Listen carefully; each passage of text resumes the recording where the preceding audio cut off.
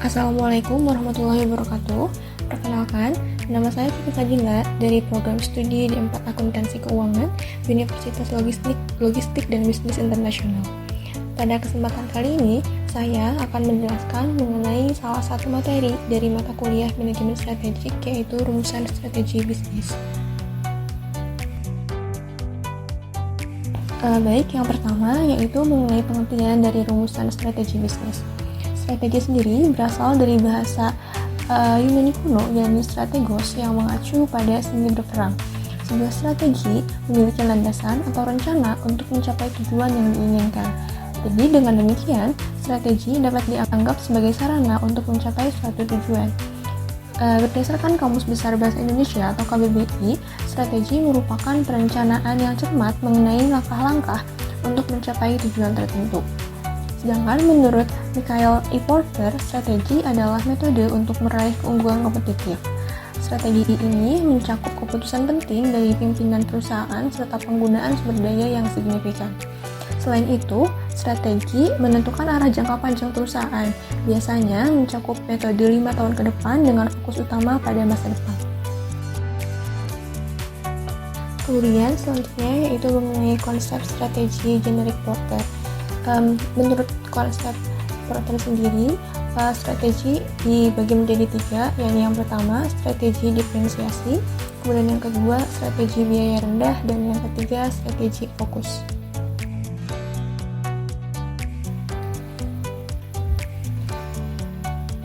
Nah, yang pertama yaitu mengenai strategi diferensiasi. Strategi diferensiasi adalah suatu pendekatan bisnis di mana perusahaan menciptakan produk atau layanan yang unik dan bernilai tinggi di mata pelanggan. Tujuannya adalah agar produk tersebut tampil berbeda dari para pesaing, sehingga konsumen memiliki alasan khusus untuk memilihnya meskipun harganya lebih tinggi. Nah, ada beberapa ciri khas yang bisa kita temukan pada perusahaan yang menerapkan strategi ini. Yang pertama, inovasi produk.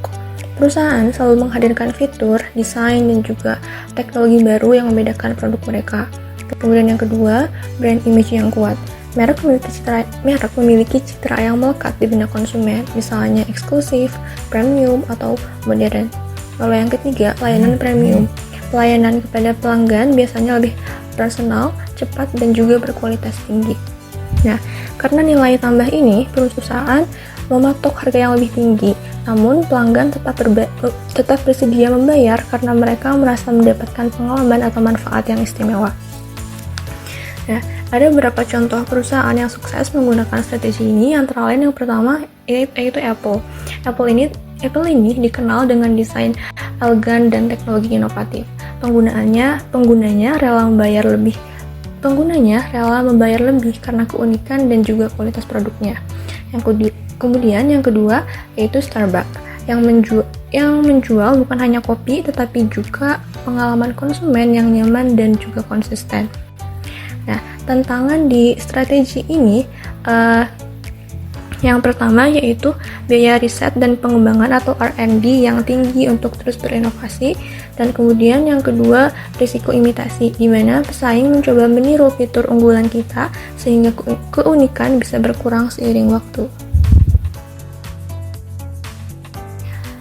Selanjutnya yaitu mengenai strategi biaya rendah. Strategi biaya rendah ini adalah strategi di mana perusahaan berusaha untuk menjadi produsen dengan biaya paling rendah di industrinya, sehingga dapat menawarkan harga jual yang lebih kompetitif dibanding pesaing lain. Jadi dengan kata lain, perusahaan berfokus pada bagaimana cara mereka menekan biaya operasional tanpa mengorbankan fungsi utama dari produk atau layanan. Nah, ciri-ciri dari strategi biaya rendah ini itu yang pertama, efisiensi operasi. Proses produksi dirancang seefisien mungkin, menggunakan teknologi dan manajemen yang hemat biaya. Kemudian yang kedua, skala ekonomi. Produksi dalam jumlah besar untuk menekan biaya per unit. Dan juga yang ketiga, minimasi biaya non-esensial, yakni mengurangi atau menghilangkan fitur-fitur yang tidak terlalu dibutuhkan konsumen agar tetap hemat namun tetap fungsional. Dengan strategi ini, perusahaan bisa menjual produknya dengan harga yang lebih rendah dari rata-rata pasar, yang tentu saja menarik bagi konsumen yang sensitif terhadap harga. Nah, contoh dari perusahaan yang menerapkan strategi biaya rendah ini, yang pertama IKEA. Mereka mengandalkan efisiensi supply chain dan desain produk flat pack untuk menekan biaya logistik. Dan juga yang kedua yaitu Walmart. Mereka menekan harga yang sangat kompetitif dengan strategi volume tinggi, margin rendah, serta efisiensi distribusi besar-besaran. Nah, tantangan strategi biaya rendah ini, yang pertama, tekanan margin keuntungan. Karena harga rendah, margin keuntungan per unit juga rendah, sehingga perusahaan harus menjual dalam jumlah besar. Kemudian tantangan yang kedua yaitu risiko pada kualitas. Jika terlalu fokus memangkas biaya, kualitas produksi bisa menurun dan ini dapat mempengaruhi kepuasan pelanggan. Nah, kemudian konsep yang terakhir yaitu strategi fokus. Strategi fokus adalah pendekatan di mana perusahaan memilih atau memusatkan perhatian pada segmen pasar tertentu atau niche market. Artinya, perusahaan tidak mencoba menjangkau seluruh pasar, tetapi justru menyasar kelompok konsumen tertentu dengan kebutuhan, selera, atau karakteristik yang spesifik. Nah, strategi ini bisa dilakukan dengan dua pendekatan, yaitu fokus diferensiasi atau fokus biaya rendah. Dengan strategi ini, perusahaan bisa membangun loyalitas pelanggan karena mereka merasa benar-benar dilayani sesuai kebutuhan mereka. Tantangan di strategi fokus ini yang pertama, perubahan preferensi konsumen. Di segmen tersebut bisa berdampak besar karena perusahaan sangat bergantung pada kelompok kecil pasar. Kemudian yang kedua, keterbatasan pertumbuhan. Karena pasar yang disasar tidak terlalu luas, sehingga skalabilitas bisnis juga terbatas jika tidak melakukan ekspansi strategi. Selanjutnya, mengenai penerapan strategi generik dalam konteks akuntansi keuangan. Yang pertama, mengenai dividen. Penerapannya itu dapat dengan cara menawarkan jasa akuntansi yang lebih komprehensif, serta konsultasi keuangan analisis resiko.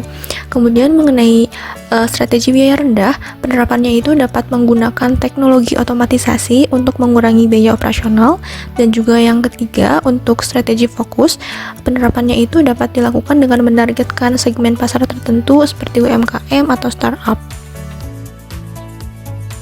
Sekian mengenai penjelasan yang dapat saya sampaikan mengenai materi perumusan strategi bisnis ini. Mohon maaf apabila banyak kesalahan. Wassalamualaikum warahmatullahi wabarakatuh.